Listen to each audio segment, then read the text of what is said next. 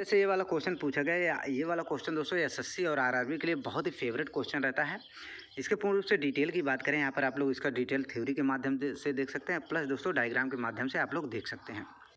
Hello दोस्तों, नमस्कार। कैसे हैं आप सभी? उम्मीद करता हूं दोस्तों आप सभी स्वस्थ और मंगलमय होंगे। दोस्तों इस वीडियो में बात करने वाले हैं विज्ञान के टॉप प्रश्न के बारे में, जो कि दोस्तों एसएससी और रेलवे में हर बार दोस्तों रिपीट होता है ऐसा प्रश्न। तो दोस्तों वीडियो को पूरा देखिएगा, चैनल को सब्सक्राइब करके वीडियो को लाइक जरूर कर लीजिएगा। चलिए क्वेश्चंस को शुरू करते हैं। पहला क्वेश्चन है, अंडाशय द्वारा विनियमित कार्य के संबंध में सही विकल्प का चयन करें। मतलब इनमें से दोस्तों अंडाशय का क्या कार्य होता है, इन चारों ऑप्शन में पूछा गया है। तो अंडाशय का काम होता है दोस्तों मासिक धर्म चक्र का नियंत्रण करना। ऑप्शन नंबर डी इसका सही आंसर हो जाएगा। दोस्तों अगर बात किया जाए पिट्यूटरी ग्रंथि को उत्तेजित कौन करता है, तो हो जाएगा दोस्तों हाइपोथैलेमस ग्रंथि। हाइपोथैलेमस ग्रंथि होता है जो पिट्यूटरी ग्रंथि को उत्तेजित करता है। सभी अंगों में वृद्धि को उत्तेजित करना, ये किस हार्मोन्स का कार्य होता है, तो हो जाएगा दोस्तों वृद्धि हार्मोन्स। ये होता है वृद्धि हार्मोन्स के कारण। चयापचय क्रिया को नियंत्रित कौन करता है, तो थायरॉक्सिन हार्मोन्स होता है जो चयापचय मेटाबॉलिज्म को कंट्रोल करता है। और चयापचय क्रिया क्या होता है दोस्तों, तो मान लीजिए कोई हम भोजन ग्रहण करते हैं, उसमें दोस्तों जितना भी क्रिया होता है उसके पाचन से लेकर पोषक तत्व के निर्माण तक, और दोस्तों रक्त के निर्माण, पोषक तत्व का निर्माण, और दोस्तों उसका वेस्टेज बनने तक, उसी क्रिया को बोला जाता है चयापचय क्रिया। उस क्रिया को बोला जाता है चयापचय क्रिया। ये किस हार्मोन्स द्वारा नियंत्रण किया जाता है, तो थायरॉक्सिन हार्मोन्स द्वारा। आगे बात करें दोस्तों मासिक धर्म चक्र, इसका आंसर हो जाएगा। और दोस्तों अंडाशय के मुख्य कार्य की बात करें तो अंडाशय के मुख्य कार्य क्या क्या होगा, तो जगह दोस्तों अंडाशय का क्या काम होता है, तो हर माह में दोस्तों 2 अंडा बनता है। उनमें से एक अंडा परिपक्व हो जाने पर, देखिए प्रत्येक महीने आमतौर पर 2 में से एक अंडाशय एक परिपक्व अंडा रिलीज करता है जो फैलोपियन ट्यूब के माध्यम से यात्रा करता है। और फैलोपियन ट्यूब में दोस्तों यह शुक्राणु के मिलने से यहाँ पर निषेचित मतलब फर्टिलाइजेशन का क्रिया भी हो जाता है फैलोपियन ट्यूब में। इसको भी दोस्तों याद रखिएगा। और दोस्तों अंडाशय का एक और काम करता होता है हार्मोन्स का स्राव करता है। कौन कौन सा हार्मोन्स होता है, एक होता है दोस्तों एस्ट्रोजन हार्मोन्स, एक होता है प्रोजेस्टेरोन हार्मोन्स। ये वाला दोनों दोस्तों क्वेश्चन बनता है कि एस्ट्रोजन हार्मोन्स या फिर प्रोजेस्टेरोन हार्मोन्स किसके द्वारा दोस्तों स्रावित होता है, तो अंडाशय के द्वारा नियंत्रण और स्रावर किया जाता है। ये होता है दोस्तों मुख्य रूप से फीमेल में मुख्य रूप से ये देखने को मिलता है। दोस्तों बात करें इसके पूर्ण रूप से डायग्राम के बारे में, यहाँ पर आप लोग देख सकते हैं। ये होता है दोस्तों वैजाइना, जो जिसे योनि बोला जाता है। ये होता है सेर्विक्स वाला, ये वाला भाग होता है सेर्विक्स क्या होता है दोस्तों, जिसे बोला जाता है गर्भाशय ग्रीवा इसको बोला जाता है गर्भाशय ग्रीवा। दोस्तों इसी के माध्यम से यहाँ पे शुक्राणु इसी के माध्यम से प्रवेश करते हैं, और दोस्तों जाकर क्या करते हैं फैलोपियन, यहाँ से दोस्तों जाते हैं फैलोपियन के माध्यम से फैलोपियन ट्यूब में जाते हैं, जिसे दोस्तों हिंडवाहिनी नालिका बोला जाता है। यहाँ से एक एग बनता है, एग मतलब ओवेरी में, अंडाशय में दोस्तों एग बनता है, मतलब अंडे का निर्माण होता है। जब परिपक्व हो जाता है दोस्तों ये यहाँ पर फैलोपियन ट्यूब में जाकर शुक्राणु से मिल जाते हैं। फैलोपियन ट्यूब में जाकर यहाँ पर शुक्राणु से मिलकर यहाँ पर फर्टिलाइजेशन का क्रिया करते हैं। दोस्तों पूछता है फर्टिलाइजेशन मतलब निषेचन की क्रिया ह्यूमन बॉडी में कहाँ किस अंग में होता है, तो इसका आंसर हो जाएगा दोस्तों फैलोपियन ट्यूब हिंडवाहिनी नलिका। उसके बाद क्या करता है दोस्तों, यहाँ पर आकर यहाँ पर यूट्रेरस में गर्भाशय में दोस्तों क्या करता है, पूर्ण रूप से भ्रूण का धारण करता है गर्भाशय में। इसको भी याद रखिएगा। आगे बढ़ते हैं दोस्तों, बहुत ही इंपॉर्टेंट क्वेश्चन है, वेरी इंपॉर्टेंट क्वेश्चन। दोस्तों क्वेश्चन है, बहुत बार रिपीट हुआ है दोस्तों, वेरी इंपॉर्टेंट क्वेश्चन है ब्लीचिंग पाउडर तैयार करने के लिए निम्नलिखित में से किस अभिकारकों का उपयोग किया जाता है। दोस्तों ब्लीचिंग पाउडर का फार्मूला क्या होता है, CaOCl2 का होल ट्वाइस, CaOCl2 का होल ट्वाइस होता है। ये नया एनसीईआरटी के आधारित, लेकिन दोस्तों पुराने एनसीईआरटी की बात करें तो इसका आंसर ये हो जाएगा CaOCl2 ये पुराने एनसीईआरटी के हिसाब से है। नए एनसीईआरटी के हिसाब से दोस्तों ये वाला याद रखिएगा। तो ब्लीचिंग पाउडर का एक और नया नाम होता है दोस्तों विरंजक चूर्ण, याद रखिएगा दोस्तों ब्लीचिंग पाउडर का नाम होता है विरंजक चूर्ण। ये भी क्वेश्चन पूछता है। दोस्तों ब्लीचिंग पाउडर तैयार करने के लिए किस अभिकारकों का प्रयोग किया जाता है, तो ये हो जाएगा दोस्तों चूना और सल्फ्यूरिक अम्ल। ये तो नहीं होगा दोस्तों। चूना का सूत्र होता है चूना लाइम का CaO, सल्फ्यूरिक अम्ल का होता है H2SO4, H2SO4 सल्फ्यूरिक अम्ल का होता है। कैल्शियम हाइड्रोक्साइड या फिर हाइड्रोक्लोरिक अम्ल, इसका भी प्रयोग नहीं होता है। कैल्शियम हाइड्रोक्साइड का फार्मूला होता है CaOH का होल ट्वाइस, और हाइड्रोक्लोरिक अम्ल का होता है दोस्तों HCl। हाइड्रोक्लोरिक अम्ल का होता है HCl। क्लोरीन गैस और शुष्क कैल्शियम हाइड्रोक्साइड। तो ऑप्शन नंबर सी इसका सही आंसर हो जाएगा। ऑप्शन नंबर सी इसका सही आंसर हो जाएगा। ऑप्शन नंबर सी इसका सही आंसर हो जाएगा। यहाँ पर इसका रिएक्शन आप लोग देख सकते हैं दोस्तों। यहाँ पर देखिएगा कैल्शियम हाइड्रोक्साइड CaOH का whole twice plus chlorine gas की अभिक्रिया कराते हैं तो दोस्तों विरंजक चूर्ण, जिसे दोस्तों ब्लीचिंग पाउडर बोला जाता है, ये प्राप्त होता है। लेकिन दोस्तों इसका नया NCERT के हिसाब से सूत्र होता है CaOCl2 का होल ट्वाइस, Cl2। CaO होता है CaOCl का होल ट्वाइस, ये होता है नए NCERT के हिसाब से ये वाला विरंजक चूर्ण या फिर ब्लीचिंग पाउडर का सूत्र। दोस्तों वीडियो अच्छा लग रहा है तो चैनल को सब्सक्राइब, वीडियो को लाइक करना मत भूलिएगा। अगला क्वेश्चन है, बहुत ही इंपॉर्टेंट क्वेश्चन है दोस्तों, वेरी इंपॉर्टेंट क्वेश्चन है दोस्तों। अवतल दर्पण उत्तल दर्पण, अवतल लेंस उत्तल लेंस, मतलब लेंस के टॉपिक से और या फिर दर्पण के टॉपिक से, लेंस या फिर दर्पण के टॉपिक से दोस्तों कोई ऐसा एग्जाम नहीं है जिस एग्जाम में लगभग 2 क्वेश्चन ना बनता हो। सभी एग्जाम में लेंस और दर्पण से रिलेटेड क्वेश्चन बनता है दोस्तों। इसलिए दोस्तों उसका न्यूमेरिकल या फिर उसका डेफिनेशन पूर्ण रूप से आप लोगों को पता होना चाहिए। न्यूमेरिकल सॉल्व करने का तरीका भी आप लोगों को पता होना चाहिए। बोला गया है दोस्तों वास्तविक प्रतिबिंब पाने के लिए एक वस्तु 20 सेंटीमीटर फोकस दूरी, F का मान दिया है 20 सेंटीमीटर अवतल दर्पण से 30 सेंटीमीटर दूरी पर रखा गया है। मतलब वस्तु की दूरी क्या है, वस्तु की दूरी U बराबर दिया है 30 सेंटीमीटर। F का मान दिया है दोस्तों 20 सेंटीमीटर और U का मान दोस्तों दिया है 30 सेंटीमीटर। तो प्रतिबिंब की दूरी V बराबर पूछा है। तो दर्पण का सूत्र क्या होता है, तो 1/F = 1/U + 1/V, ये वाला सूत्र होता है। तो 1/F का मान दिया है 1/20, इसको लेंगे माइनस में क्योंकि फोकस दूरी हमेशा ऋणात्मक होती है। U का मान दोस्तों क्या लेंगे, प्लस लेंगे या फिर माइनस। तो U का मान भी दोस्तों माइनस में लेंगे क्योंकि यह अवतल दर्पण है, इसलिए U का मान वस्तु की प्रतिबिंब की दूरी माइनस में लिया जाएगा, हो जाएगा 30 प्लस V का मान आपसे पूछा है तो 1/V हो जाएगा। ये इधर आके पॉजिटिव में हो जाएगा तो 1/30 माइनस 1/20। तो LCM लेंगे दोस्तों, 20 और 30 का LCM हो जाएगा 60, डिवाइड करेंगे 2 -3 बराबर 1/-60। तो V का मान आ जाएगा दोस्तों, V का मान यहाँ पर कोने में देखेंगे, V का मान आ जाएगा -60। V का मान हो जाएगा दोस्तों -60। और माइनस यह दर्शाता है दोस्तों कि दर्पण कैसा है दोस्तों, दर्पण अवतल है। तो ऑप्शन नंबर ए इसका सही आंसर हो जाएगा, -60 सेंटीमीटर। ये वाला फार्मूला दोस्तों नोट करिएगा, ये वाला फार्मूला बहुत इंपॉर्टेंट है। तो ये दोस्तों ये वाला क्वेश्चन सेम क्वेश्चन दोस्तों बहुत बार रिपीट होता है। बस दोस्तों ये न्यूमेरिक फॉर्म 20 सेंटीमीटर की जगह 10 सेंटीमीटर दे देगा, अलग अलग कर देगा, लेकिन ये वाला क्वेश्चन हर बार बनता है। इसका आंसर आप लोग देख सकते हैं। यहाँ पर F फोकस दूरी होता है, U वस्तु की दूरी होती है, V होता है प्रतिबिंब की दूरी। फार्मूला आप लोगों को याद होगा। अगला क्वेश्चन है दोस्तों, बहुत ही इंपॉर्टेंट क्वेश्चन है, वेरी इंपॉर्टेंट क्वेश्चन है दोस्तों। क्वेश्चन पूछा गया पाचन तंत्र में भोजन की गति का सही क्रम, मतलब जो भोजन हम ग्रहण करते हैं किस माध्यम से होकर आखिरी तक गुजरता है। किस माध्यम से सबसे पहले भोजन हमारे शरीर में कहाँ पहुँचता है, उसके बाद कहाँ होता है पाचन, कहाँ होता है, फिर आखिरी में वेस्ट कहाँ बनता है, किस माध्यम से बाहर निकल जाता है, ये पूरा उसके प्रोसेस के बारे में पूछा गया है। तो इसमें दोस्तों 3 केवल दिया है, मुख, पेट और ग्रास नली। तो बोला गया है तो इसमें सही क्रम क्या है। तो सबसे पहले भोजन को हम दोस्तों मुख में रखते हैं, उसके बाद क्या होता है, ग्रास नली ओसोफेगस के माध्यम से दोस्तों यह पेट में जाता है, मतलब ग्रास नली के माध्यम से यह पेट में जाता है। फिर उसके बाद क्या होता है, इसके बाद होता है दोस्तों, इसके पेट में जाता है, पेट में मतलब अमाशय में जाता है, फिर उसके बाद जाता है छोटी आंत में, फिर बड़ी आंत में, ऐसा कुल माध्यम लेकर आखिरी में गूदा बनकर वेस्टेज बाहर हो जाता है। तो इसका आंसर हो जाएगा दोस्तों मुख, फिर ग्रास नली, फिर पेट। मुख, कौन सा ऑप्शन में? मुख, ग्रास नली, फिर पेट। ऑप्शन नंबर बी इसका सही आंसर हो जाएगा। ऑप्शन नंबर बी इसका सही आंसर हो जाएगा। अब दोस्तों भोजन का पाचन शुरू कहाँ से होता है? अगर पूछे भोजन का पाचन कहाँ से शुरू होता है, कहाँ से स्टार्ट होता है, तो हमारे मुख से स्टार्ट हो जाता है भोजन का पाचन।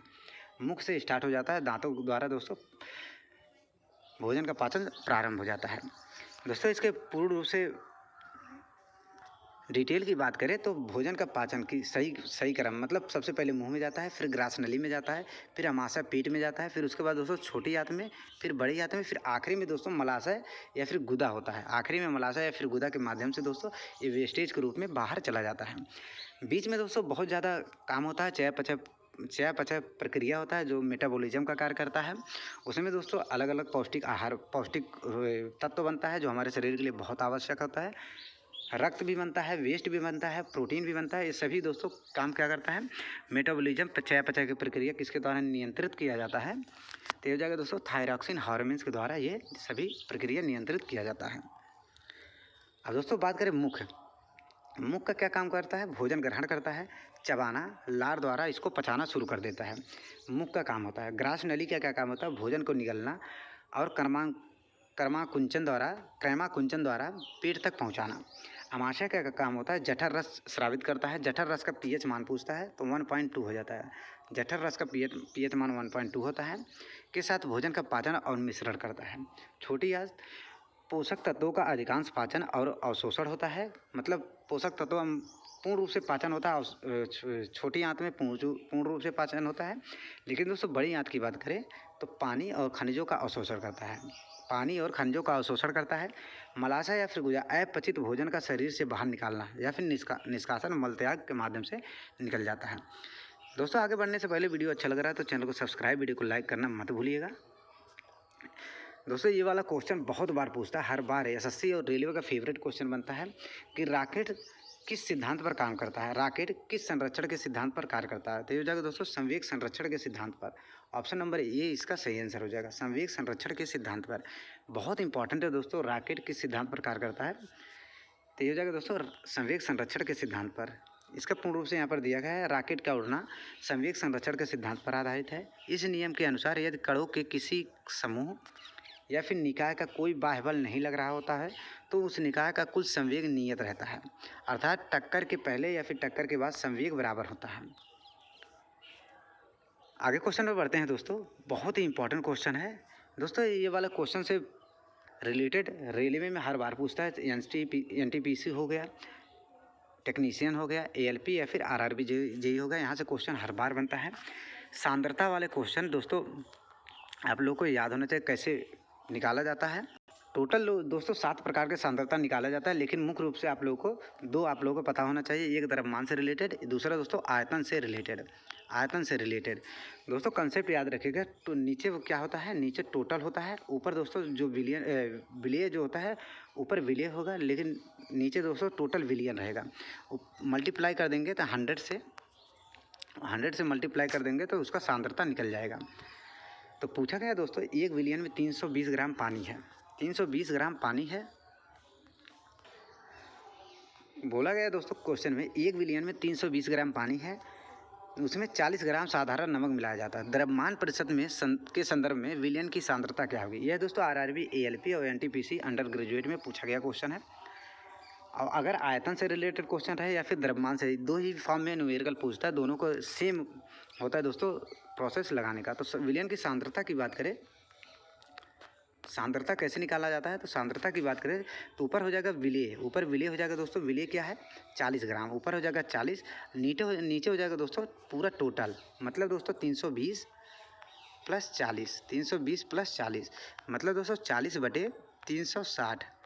तो इसको कट आउट करेंगे तो 9 बार जाएगा, तो मतलब दोस्तों 1/9। तो इसको डिवाइड करेंगे और सांद्रता परसेंटेज में अगर पूछे दोस्तों तो 100 से मल्टीप्लाई कर देंगे। परसेंटेज निकालने के लिए 100 से मल्टीप्लाई कर देंगे तो ये हो जाएगा दोस्तों 11.11%। 11.11%। ऑप्शन नंबर डी इसका सही आंसर हो जाएगा। ऑप्शन नंबर डी इसका सही आंसर हो जाएगा, 11.11%। ऐसे ही दोस्तों अगर वॉल्यूम के माध्यम मतलब आयतन के माध्यम से पूछे तो नीचे हो जाएगा टोटल आयतन, ऊपर हो जाएगा दोस्तों जो मिलाया जा रहा है उसका आयतन, ऊपर हो जाएगा जो मिलाया जा रहा है उसका आयतन, नीचे हो जाएगा मतलब विलियन का टोटल आयतन मल्टीप्लाई कर देंगे 100 से, इसका आंसर निकल जाएगा। देखिए 2 माध्यम से यहाँ पर पूछा जाता है, एक द्रव्यमान के माध्यम से, एक हो जाएगा दोस्तों आयतन के माध्यम से। तो विलियन में कुल द्रव्यमान में विलेय के द्रव्यमान का प्रतिशत, विलियन का कुल द्रव्यमान मतलब दोस्तों टोटल विलियन हो जाएगा, ऊपर हो जाएगा दोस्तों विलेय, उसको मल्टीप्लाई कर देंगे 100 से, हो जाएगा परसेंटेज में निकल कर आ जाएगा।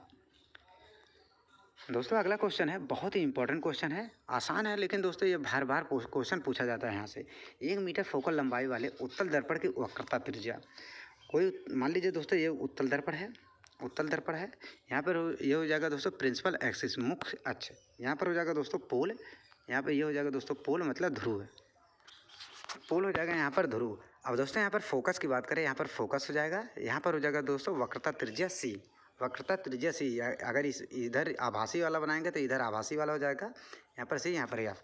दोस्तों बात किया जाए कि फोकल लंबाई, एफ का मान दिया है कितना 1 मीटर, फोकल लंबाई एफ का मान दिया है, एफ का मान दिया है दोस्तों 1 मीटर। अब दोस्तों आर बराबर क्या होता है, वक्रता त्रिज्या आर बराबर होता है 2f, तो इसका आंसर हो जाएगा 2 से मल्टीप्लाई कर देंगे तो हो जाएगा 2 मीटर, मतलब 2 metre, 2 metre. Option number A इसका सही आंसर हो जाएगा, ऑप्शन नंबर ए इसका सही आंसर हो जाएगा, आप लोग देख सकते हैं। अगला क्वेश्चन है दोस्तों, बहुत ही इंपॉर्टेंट क्वेश्चन है दोस्तों। दोस्तों क्वेश्चन है, कोशिका का अध्ययन क्या कहलाता है, वेरी वेरी इंपॉर्टेंट क्वेश्चन, क्योंकि दोस्तों यहाँ पर देख सकते हैं SSC में केवल 5 बार से ज़्यादा पूछा गया क्वेश्चन। और दोस्तों आरआरबी ग्रुप डी, छोटे छोटे एग्जाम में जैसे आरआरबी ग्रुप डी हुआ, एनटीपीसी अंडर ग्रेजुएट हुआ, SSC CHSL हुआ, SSC MTS हुआ, इन सभी में दोस्तों हर बार रिपीट होता है क्वेश्चन, सभी इसके अध्ययन से बारे में, मतलब विज्ञान के विभिन्न शाखाओं के अध्ययन के बारे में। तो बोला गया है दोस्तों इसमें से कोशिका का अध्ययन क्या कहलाता है, तो कोशिका का अध्ययन हो जाएगा दोस्तों साइटोलॉजी, कोशिका विभाजन, ऑप्शन नंबर ए इसका सही आंसर हो जाएगा। इसको बोला जाता है कोशिका विज्ञान, कोशिका विज्ञान, कोशिका विज्ञान बोला जाता है। अच्छा हार्बिटोलॉजी क्या होता है, तो उभयचर या फिर सरीसृपों का, सरीसृप या फिर उभयचर रेंगने वाले कीड़ों का अध्ययन है, सरीसृप या फिर उभयचर का अध्ययन होता है हार्बिटोलॉजी। डेंड्रोलॉजी के बात करें तो वृक्षों तथा झाड़ियों, वृक्ष और झाड़ियों, वृक्ष और झाड़ियों का अध्ययन होता है डेंड्रोलॉजी। और तो इसका आंसर हो जाएगा दोस्तों साइटोलॉजी। और याद रखिएगा सरीसृप और उभयचर का अध्ययन कहलाता है हार्बिटोलॉजी, वृक्ष तथा झाड़ियों का अध्ययन होता है दोस्तों डेंड्रोलॉजी। दोस्तों बात करें यहाँ पर पूर्ण रूप से डिटेल के बारे में, यहाँ पर देखिएगा कोशिका विज्ञान होता है दोस्तों, कोशिका मतलब साइटोलॉजी जो होता है कोशिकाओं की संरचना और कार्यप्रणाली का अध्ययन, कोशिका का अध्ययन होता है कोशिका विज्ञान, ये साइटोलॉजी। शैवालों का अध्ययन है, शैवालों का अध्ययन हो जाएगा दोस्तों फाइकोलॉजी, फाइकोलॉजी होता है शैवालों का अध्ययन। माइकोलॉजी हो जाएगा दोस्तों कवकों का अध्ययन। कीट विज्ञान एंटोमोलॉजी होता है, कीट विज्ञान कीटों का अध्ययन। रेंगने वाले जीवों का अध्ययन क्या होता है दोस्तों, हेर्पिटोलॉजी, जिसे सरीसृप या फिर उभयचर का अध्ययन बोला जाता है। इकोलॉजी क्या होता है, जीवों का उनके पर्यावरण और अन्य जीवों के साथ संबंधों का अध्ययन क्या होता है, इकोलॉजी। इसको दोस्तों नोट करिएगा, ये बहुत इंपॉर्टेंट है। एंथोलॉजी क्या होता है, पुष्पों का अध्ययन क्या कहलाता है दोस्तों, एंथोलॉजी, पुष्पों का अध्ययन क्या कहलाता है, एंथोलॉजी। ये सभी दोस्तों आप लोग नोट कर लीजिएगा, ये दोस्तों हर एग्जाम में यहाँ से क्वेश्चन बनता है, बहुत इंपॉर्टेंट है। आगे बढ़ते हैं दोस्तों, बहुत ही इंपॉर्टेंट क्वेश्चन है दोस्तों, वेरी वेरी इंपॉर्टेंट क्वेश्चन। बोला गया है न्यूटन के गति के नियमों का प्रकाशन वर्ष क्या था, मतलब न्यूटन ने जो गति का जो 3 नियम दिया था, इन्होंने कब इसको प्रकाशित किया था, कब इन्होंने ये नियम दिया था, तो इसका आंसर हो जाएगा 1687, ऑप्शन नंबर डी इसका सही आंसर हो जाएगा 1687 ईस्वी में, 1687 ईस्वी में न्यूटन ने दोस्तों 3 नियम दिया था, 1 2 3 नियम दिया था।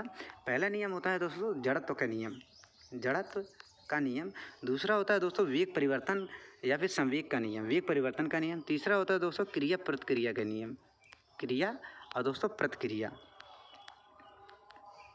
का नियम, क्रिया प्रतिक्रिया का नियम। इसमें होता है दोस्तों वेग परिवर्तन या फिर संवेग का नियम, वेग परिवर्तन या फिर संवेग का नियम। दोस्तों यहाँ पर पूर्ण रूप से डिटेल की बात करें, यहाँ पर आप लोग देख सकते हैं न्यूटन के गति के विषय के 3 नियम प्रतिपादित किया, जो इस प्रकार है। न्यूटन ने गति के विषय के 3 नियम प्रतिपादित किया था, जो इस प्रकार है। पहला नियम होता है जड़त्व का नियम, दूसरा होता है बल, द्रव्यमान और त्वरण संबंधी नियम, जो फार्मूला होता है दूसरे नियम का होता है F = यम इंटू ए, एफ बराबर यम इंटू ए। एफ होता है दोस्तों बल, यम होता है द्रव्यमान और ये होता है दोस्तों त्वरण। वेग परिवर्तन की दर को दोस्तों त्वरण बोला जाता है, ये भी याद रखिएगा। और तीसरा नियम होता है दोस्तों क्रिया प्रतिक्रिया का नियम, क्रिया प्रतिक्रिया का नियम, ये शॉर्ट फॉर्म में यहाँ पर दिया गया है। तो दोस्तों बस आज के लिए इतना ही। उम्मीद करता हूँ दोस्तों वीडियो पसंद आया हो। वीडियो पसंद आया तो दोस्तों चैनल को सब्सक्राइब कीजिएगा, वीडियो को लाइक जरूर कर लीजिएगा। मिलते हैं एक और नए वीडियो के साथ, तब तक के लिए धन्यवाद।